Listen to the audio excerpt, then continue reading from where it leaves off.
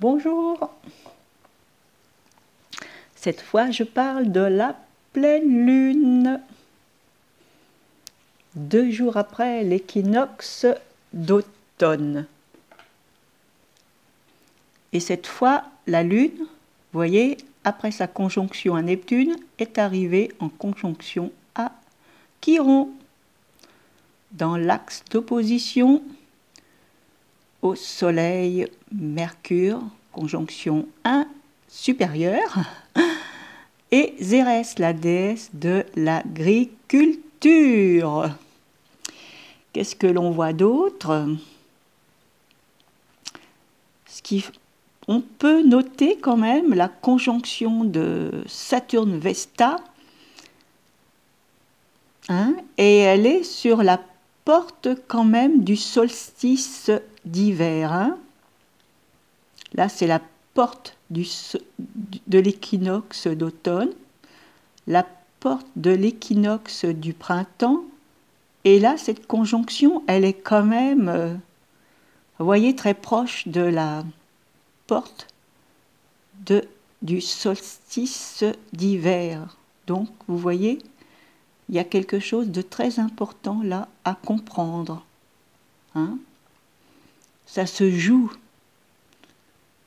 au niveau de la conscience, parce qu'il y a 3 portes qui sont activées au niveau des solstices et équinoxes.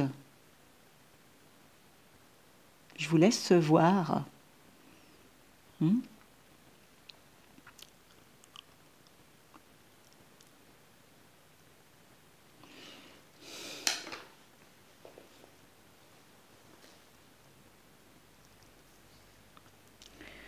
Donc, importance de la conjonction de Lune et Chiron.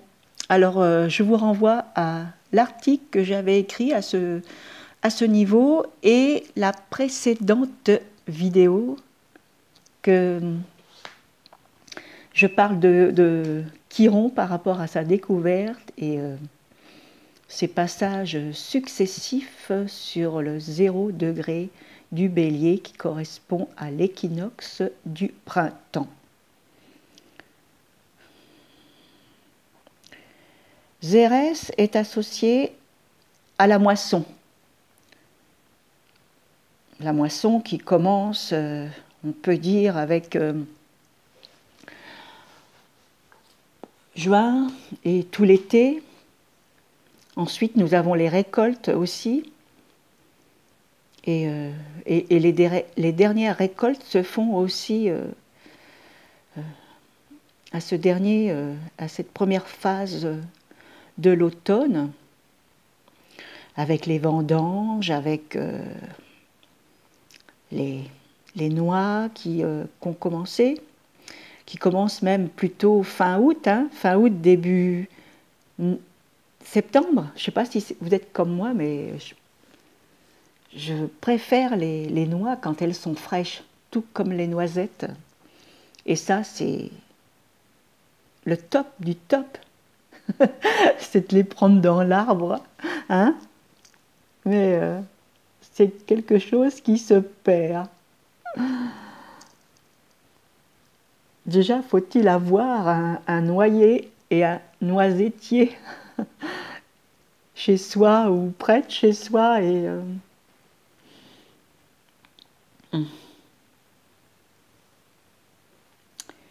c'est une pleine lune qui est en lien avec la guérison. La guérison avec Chiron, la lune au niveau émotionnel, je dirais au niveau peut-être le côté féminin, la mère, l'enfance, et puis avec Zérès aussi. Zérès, c'est tout ce qui touche l'alimentation, le rapport à la nature, et tout ce qui est naturel. Et sur ce, je vais vous parler avec l'univers des astéroïdes de Jean Billon, avec la conjonction de Mercure et de Zérès. Ce qui est intéressant, Jean Bilon, il en parle, le rapport étroit, fréquent entre les études et les premières expériences professionnelles. Le sujet, c'est zérien, c'est-à-dire lorsque Zérès, elle est dominante dans votre ciel de naissance, s'ennuie à l'école, piaffant d'impatience vis-à-vis du dégagement des contraintes scolaires, si le tempérament ne semble pas trop faible. Le mercurien dominant s'amuse beaucoup, touche à tout et progresse par le passage à l'usage expérimental de ses connaissances.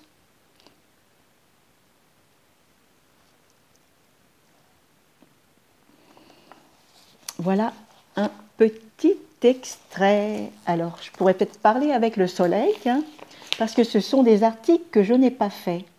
Je n'ai pas publié sur mon blog. Alors là, solaire.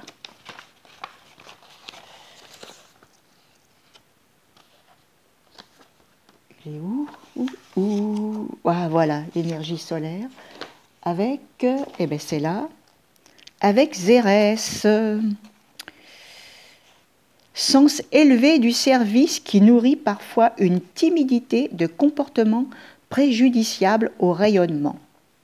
Recherche d'un épanouissement professionnel de qualité à travers des paliers de carrière qui conviennent bien au sujet marqué par une dominante planétaire. Et là, c'est au niveau astrologie conditionnaliste. Donc, j'irai pas plus loin. Oui, il parle. Jean Bilon associe Zérès à la profession, au travail.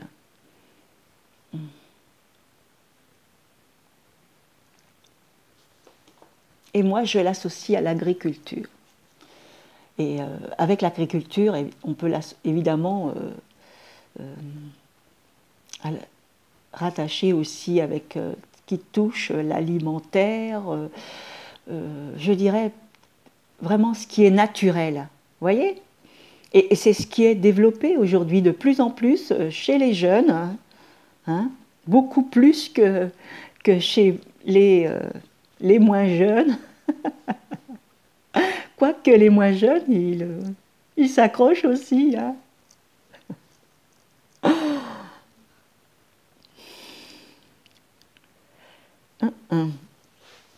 Dans cette pleine lune, qu'est-ce que l'on remarque? La conjonction de Saturne et Vesta au mi-point de l'axe de la pleine lune. Donc Saturne sera très important au moment de cette pleine lune. J'ai écrit un article sur Vesta et Saturne, mais je vais voir un petit rapide survol avec Vesta et Saturne. Là aussi parle de carrière. Évidemment parce que Saturne est rattaché à la carrière, hein, et à la haute responsabilité, autorité, obligation. Et ça, c'est tout en lien avec le chef. Vous voyez, le chef d'entreprise, il doit avoir des qualités saturniennes. Donc, quand il y a une conjonction de Vesta et de Saturne,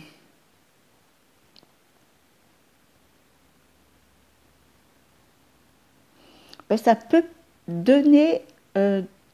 permettre justement de développer un certain caractère, beaucoup peut-être plus orienté vers l'humain, vers les difficultés, les épreuves que je dirais, ses confrères, ses associés peuvent rencontrer. parce que Saturne, ceux qui ont un Saturne dominant, ils sont assez solitaires, vous voyez, détachés par rapport à qui peut se passer dans le monde extérieur. Il peut s'agir d'un besoin de retrait, de l'agitation extérieure, permettant de retrouver sa part de vérité, fécondité du silence intérieur, caractère décapant du temps qui passe, incinérant les fausses valeurs.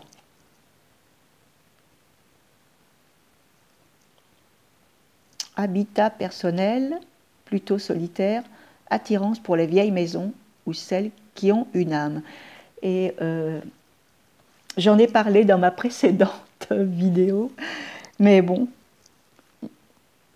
une piqûre de rappel, ça permet d'y revenir et peut-être d'aller sur quelque chose que l'on n'avait pas pensé. Avec Vesta, il peut sacrifier un vécu familial et une carrière publique, où le sens du collectif joue à fond et répond à la notion d'œuvre. C'est quelqu'un qui pourrait peut-être sacrifier sa vie, je dirais, publique au service d'une activité, vous savez, de recherche scientifique, hein, comme un sacerdoce.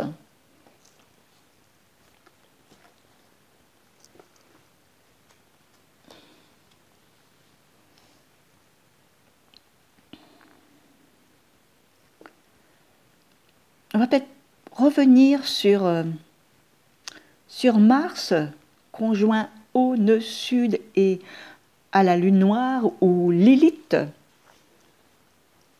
voyez, c'est encore présent dans cette carte, ce trio, hein,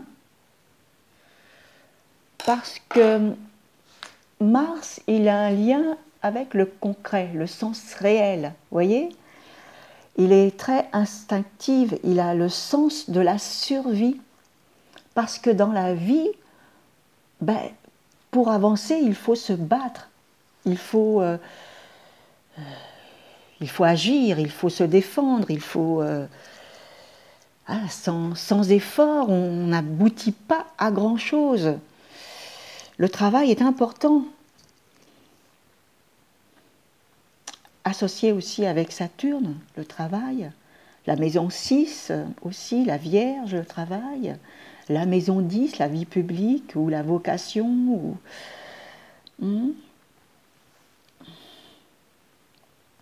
La lune noire, elle a quelque chose des valeurs,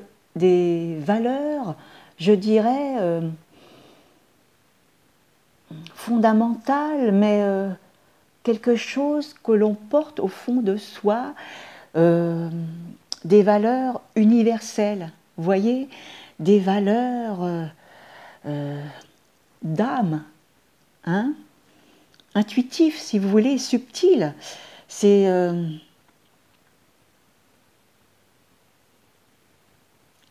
cette conjonction de la lune noire avec Mars, nous a obligés d'un retour vers je dirais, des valeurs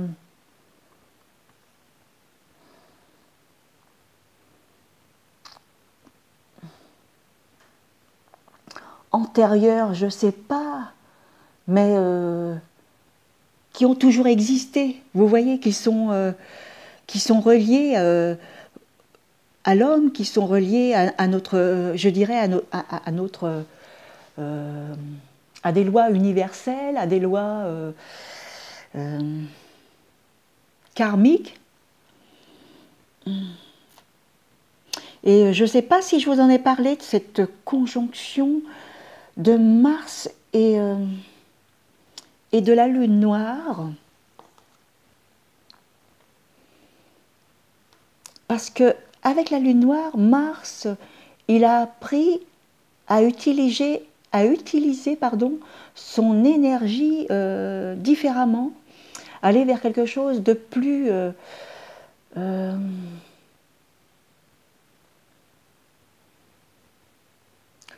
sais pas si le mot convient, inné, des origines, vous voyez, quelque chose que on porte en soi, mais certaines personnes, voilà, elles sont plus, plus sensibles parce qu'elles, par exemple, avec quelqu'un qui a une conjonction de Mars, lune noire, sera plus sensible à cette conjonction et ça viendra lui réactiver certains pathèmes, vous voyez, qu'il porte en lui. Et là, c'était d'aller à la source élémentaire de Mars, vous voyez, mais quelque chose que l'on aurait complètement perdu, qui vient des origines, de quelque chose de... Je ne sais pas si vous arrivez à me comprendre.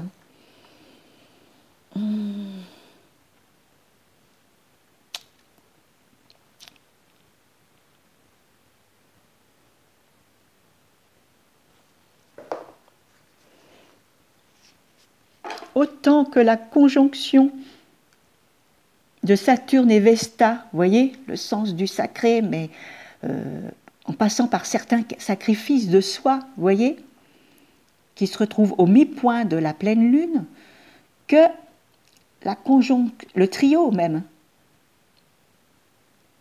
lune noire, Lilith, Mars et le nœud sud, fait le pont. C'est-à-dire, vous voyez, c'est une porte ouverte, c'est une porte qui s'ouvre, vous voyez, dans le sens de notre évolution. Hein? Voilà. Tchouk.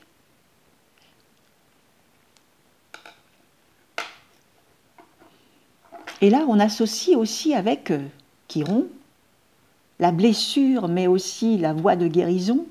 Là, avec Zérès, tout ce qui touche justement au niveau de la pollution aussi, parce que Zérès, la déesse de l'agriculture, mais elle a un lien aussi avec la Terre, avec la planète Gaïa, Zérès.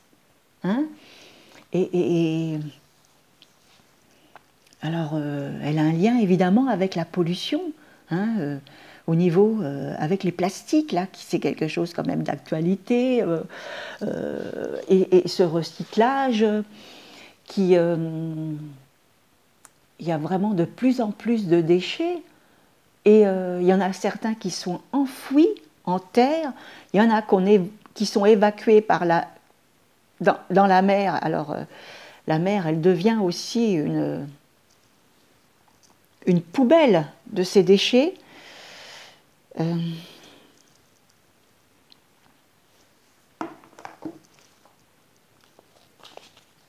Est-ce qu'on pourrait trouver quelque chose là?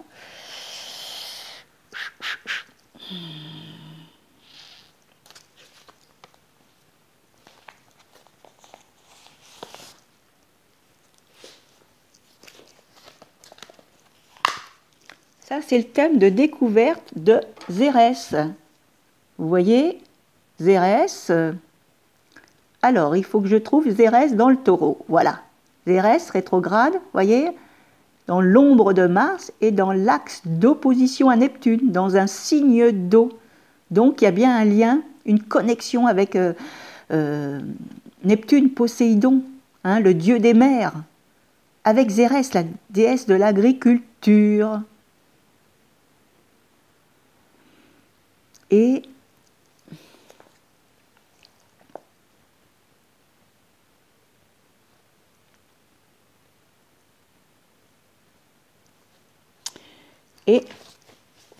Neptune, elle se trouve encore dans un signe d'eau, dans les poissons actuellement, ce qui veut dire dans l'axe d'opposition à la Vierge.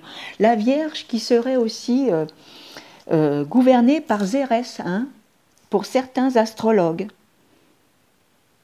et non Mercure, qui serait gouverné par le Gémeaux. Et avec le Taureau, ça serait plus Vénus, mais Vulcain. Une Vulcain qui serait qui correspond à Proserpine hein, dans la mythologie. Bon, voilà, pour certains astrologues. Et surtout pour Proserpine, Vulcain, ben, c'est Alice Bailey qui en parle. Hein.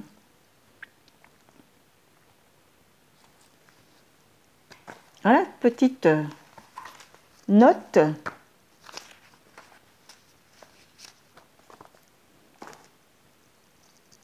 Et je vais vous donner un extrait de Mars et la Lune noire de ce livre que je suis en train de lire. Et je vous en parlerai lorsque je l'aurai terminé. Et il est passionnant.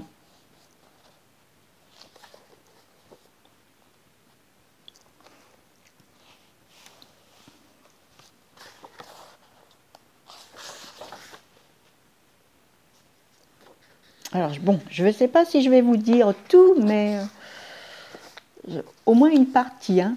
Avec Mars, les aspects de la Lune noire. Que Mars, entre parenthèses, Érès pour les Grecs, vient-il faire dans cette histoire d'individuation, de soi et d'esprit? Il a pourtant si mauvaise réputation de nos jours. Ce méchant guerrier, cet homme d'action méprisable, cet aventurier qui débourgeoise l'être humain, l'agresseur maudit, le mal, quoi, associé au fer et à l'acier, au feu de la forge, à la forge elle-même, celui qui fait peur avec ses armes blanches, épée, couteau, ciseaux, aiguilles, entre parenthèses, des outils de la tradition féminine. On ferme la parenthèse. Bistouri, aiguilles hypodermiques et autres ustensiles médicaux. Sans oublier les moteurs d'avion, d'automobiles, de réfrigérateurs et de machines à coudre, même les points d'exclamation qui abondent ici sont martiens. Ah, vous le saviez? Donc là, faites un petit point d'exclamation. Hein. Mars sera pas loin. Tous ces outils sont fabriqués par Vulcain. Hein. J'en parlais justement de Vulcain.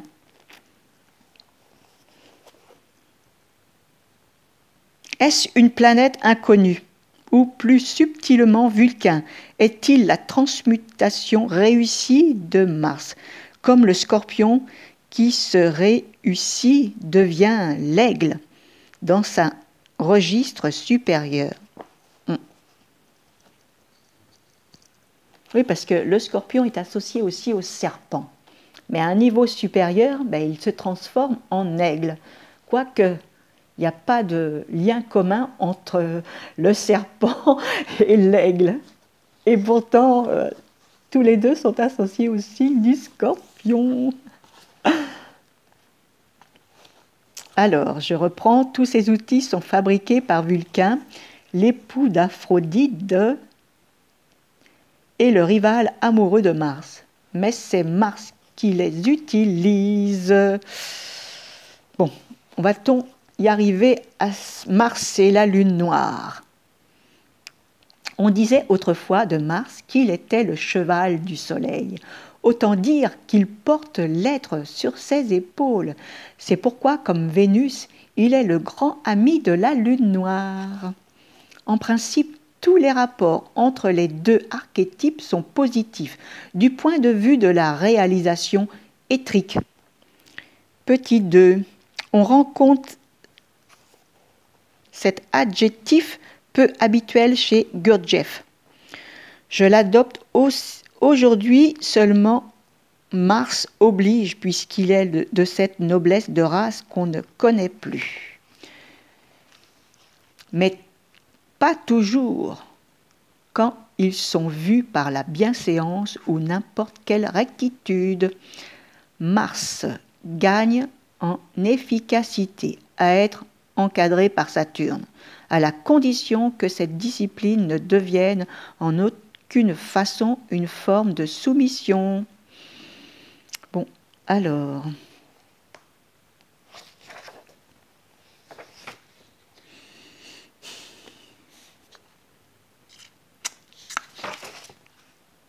Bon, j'avance un petit peu parce que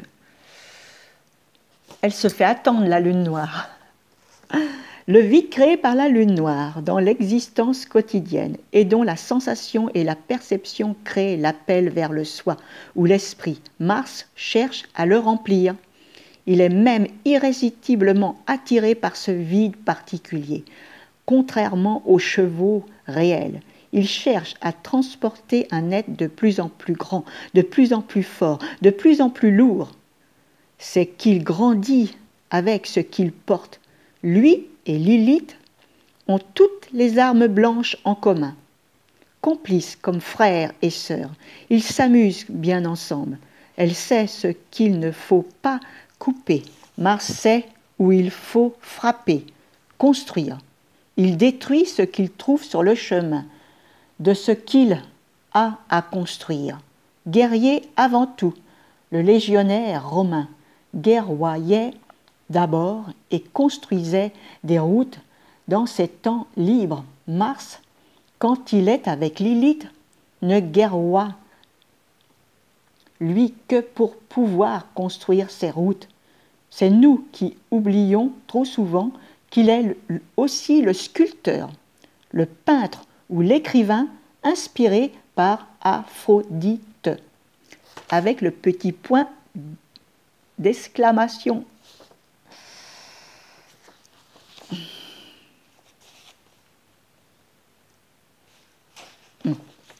J'ai bien dit.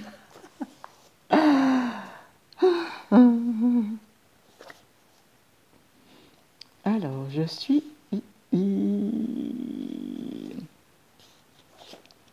Et le psychothérapeute intervenant avec son intuition et son jugement, ou le chirurgien dont la main est guidée par ses perceptions sensorielles et son intuition.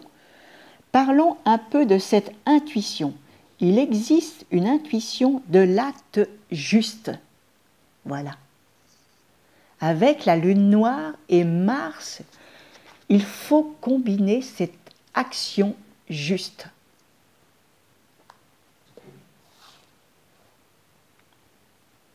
L'acte juste. Elle est sans image et sans concept. Mais la main sait quand le geste est le bon. Le pied sait où se poser. Dans certains cas, c'est comme si la bouche soufflait les mots qu'il fallait dire. On retrouvera cette intuition de l'acte juste que certains libérateurs ont voulu nommer l'acte pur en lisant la Bhagavad Gita. Cette intuition singulière nous sauve la vie quand on veut bien l'écouter, qu'on laisse le geste se faire tout seul. Il est vrai que nous trouvons difficile de ne pas comprendre avec des mots avant. Mais si la lune noire est en aspect important à Mars dans le thème natal, on trouvera cette voie taillée sur mesure.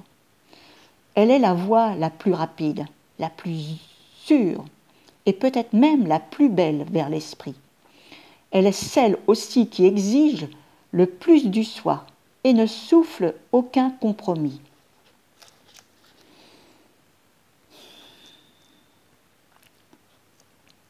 La combinaison Mars-Lune noire convient bien à des vies de guerriers, de guérisseurs, d'artistes ou de bâtisseurs de cathédrales. La conjonction et l'opposition peuvent faire aussi des guides spirituels de premier ordre. Pour l'opposition toujours et la conjonction si elle est mal aspectée. Il faudra cependant, pour ce dernier cas, une épuration psychologique importante au préalable.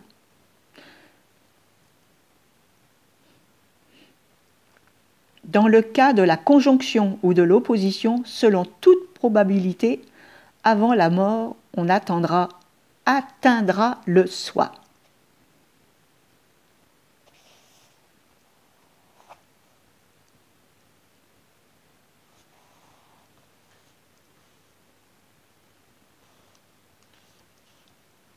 Le guerrier guérisseur. Les guides spirituels.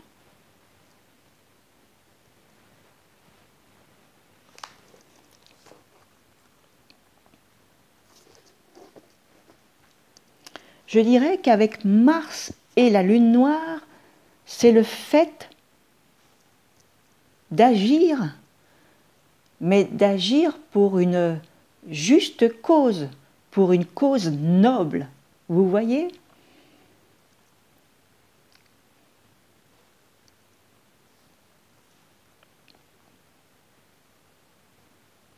Donc, si l'on doit agir au moment de cette pleine lune, qu'elle soit le plus juste possible.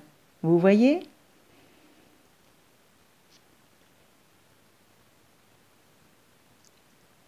Alors, retenir la leçon. Sur ce, je vais en rester là.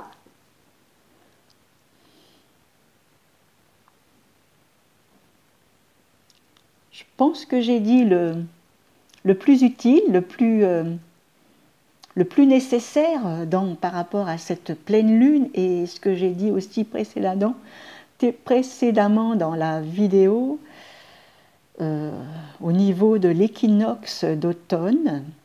Donc, des clés supplémentaires.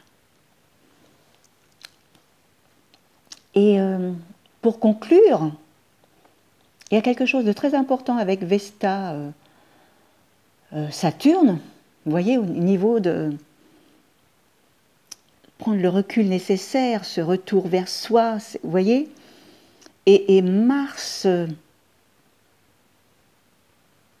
la Lune noire qui était conjoint à Saturne, donc il y a un lien qui est rattaché au passé, une connaissance que, vous voyez, qui doit vraiment être, en plus avec l'effet de la pleine lune, vous voyez, elle prend une certaine dimension de l'être et abondance, dans l'abondance lunaire, hein, cette action juste. Merci de commenter, de partager, le petit pouce et à très bientôt pour de nouvelles aventures astrologiques avec des liens complémentaires d'articles en barre d'infos, comme toujours. Hein. À très bientôt.